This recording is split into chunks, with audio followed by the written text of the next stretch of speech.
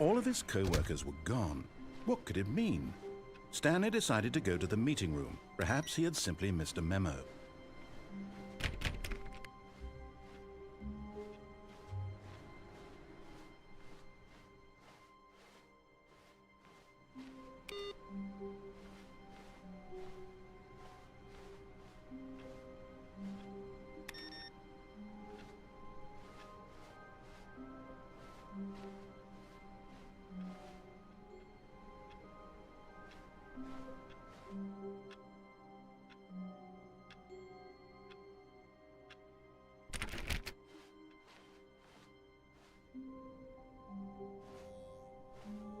Oh, good. You notice my sign. Yes, I have something very exciting to show you.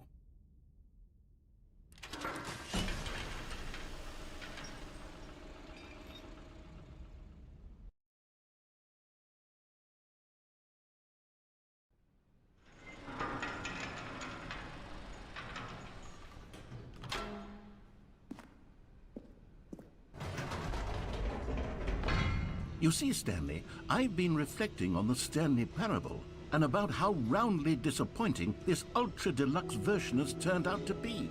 The original Stanley Parable was a landmark, and any new content for it should live up to that legacy. So forget this ultra-deluxe nonsense. I say we take it one step even further.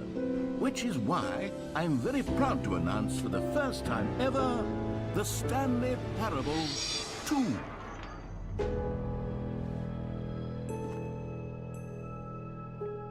Yes, you see, isn't this far superior to a measly re-release with a few minor additions? Think of all the new territory we'll cover with a fully fledged sequel. An entirely new experience, built from the ground up. Why, there are so many possibilities. It could go in so many different directions. This is what fans have truly been asking for.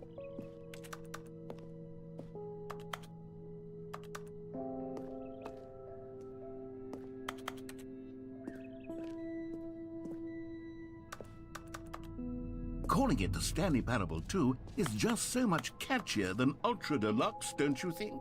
Ultra Deluxe? What does it even mean? But the Stanley Parable 2, now that's an artistic statement right there. It's future-oriented. It screams progress and innovation and long-term franchising potential.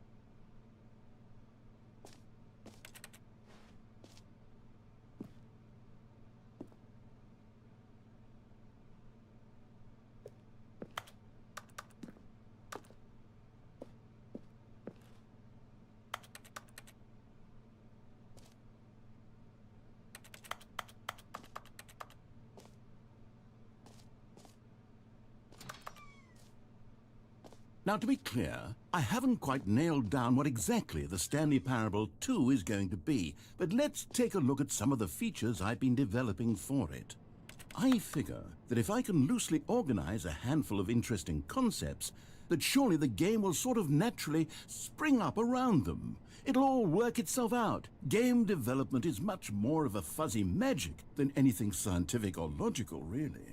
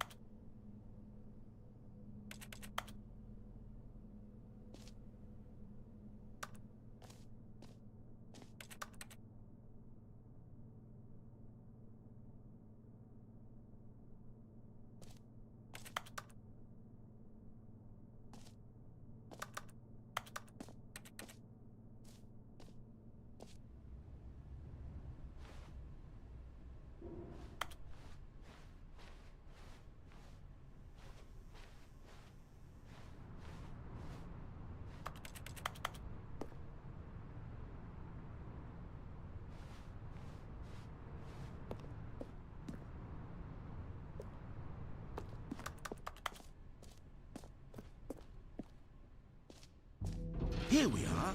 Go on, try out some of the new features.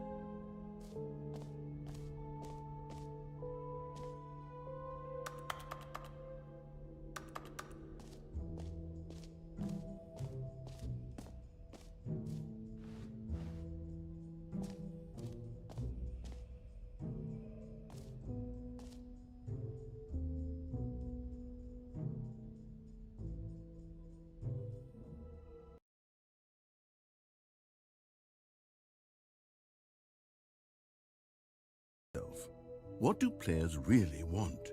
And of course, the first and most obvious answer is that they want to be individually recognized and validated as people. So with that in mind, my first addition to the game is this button which speaks the name of the person playing the game. Isn't that wonderful?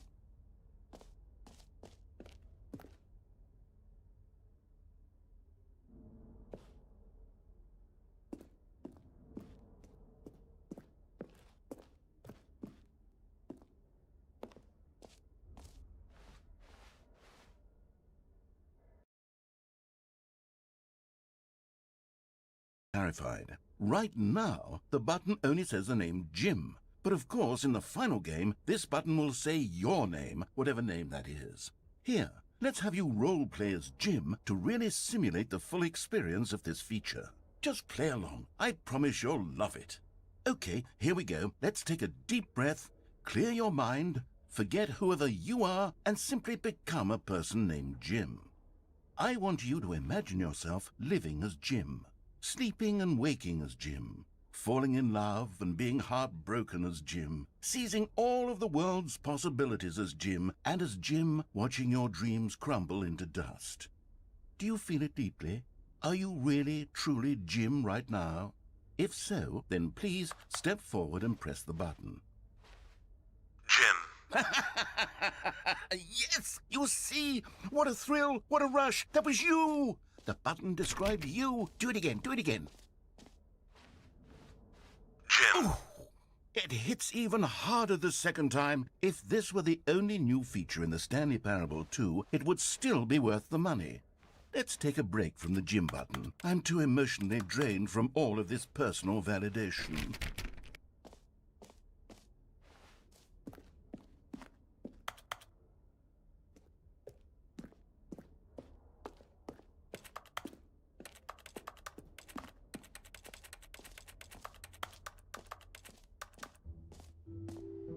I suppose I could allow only people named Jim to play the Stanley Parable 2. That would actually save me the work of finishing this feature.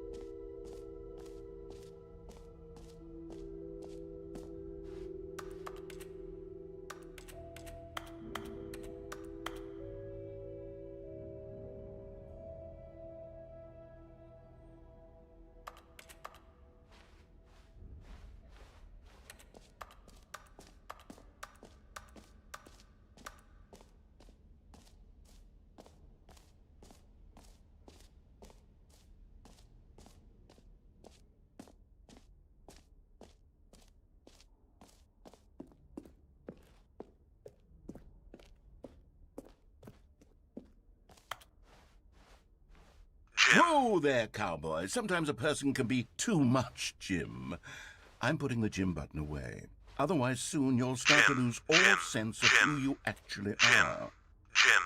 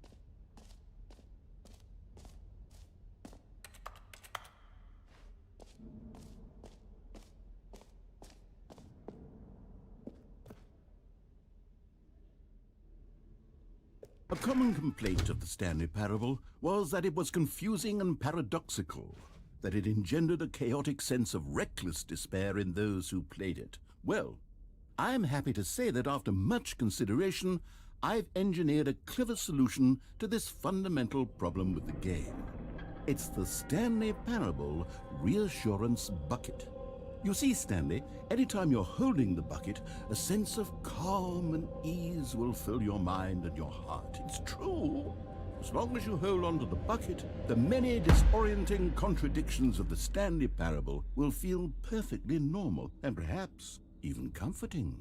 You may even come to long for the gentle embrace of jarring cognitive dissonance while the bucket is in your arms. And to be honest, it's a much more convenient solution for me than actually redesigning the game to be less uncomfortable. Can you imagine what a pain in the ass that would be? Yes, the bucket is the perfect solution. Come on, give it a try.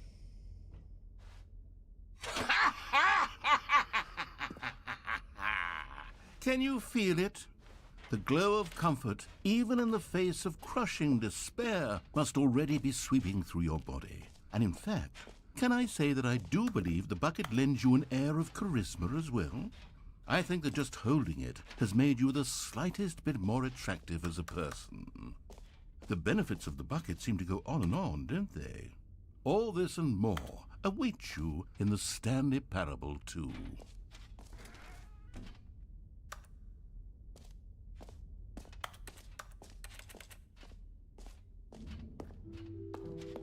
Does anyone give out awards for most enjoyable bucket in a video game? That really should be an award if it isn't already.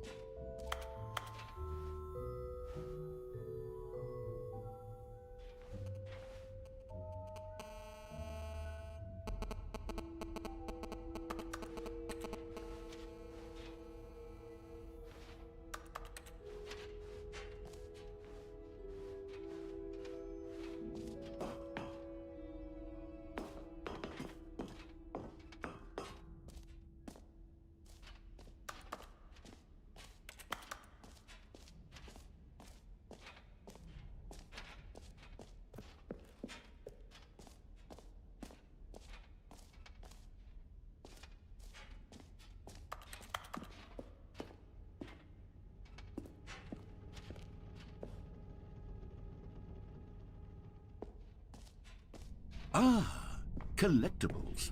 Now it's a real video game. In the Stanley Parable 2, you'll run around gathering up these miniature Stanley figurines. And what's truly innovative is that there will be no reward for collecting all of them. I don't want to stifle the intrinsic joy of watching a number go up. You simply collect all of them, and then you move the hell on with your unremarkable life.